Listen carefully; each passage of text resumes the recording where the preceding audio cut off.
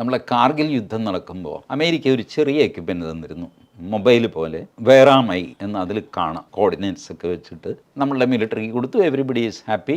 After Kargil war റഷ്യയിൽ നിന്ന് 2 പേര് വരുന്നു നമ്മളുടെ മിലിറ്ററി ഇൻ്റലിജൻസിനെ കാണാൻ. എന്നിട്ട് അവർ ചോദിച്ചു, കാർഗിൽ വാറിൻ്റെ ഇടയ്ക്ക് വെച്ച് ഒരു 2 മണിക്കൂർ നേരം ഈ എക്യുപ്മെൻറ്റ്, ഈ മൊബൈൽ പോലത്തെ സാധനം വർക്ക് ചെയ്യാതെ ആയോ? ഇതാണ് അവർക്ക് അറിയേണ്ടത്. അപ്പോൾ ഇതുവരെ മിലിറ്ററി ഇൻ്റലിജൻസ് ഇത് ശ്രദ്ധിച്ചിട്ടില്ല.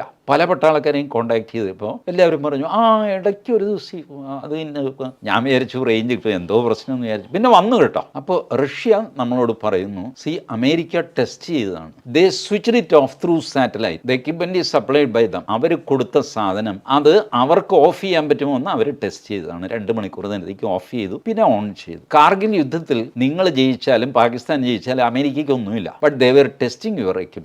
ആൻഡ് ഇപ്പോഴും നിങ്ങൾ നിങ്ങളുടെ പ്രധാനപ്പെട്ട എക്യുപ്മെന്റ് പ്രിയപ്പെട്ടതായിട്ട് കൊണ്ടു നടക്കുന്നു.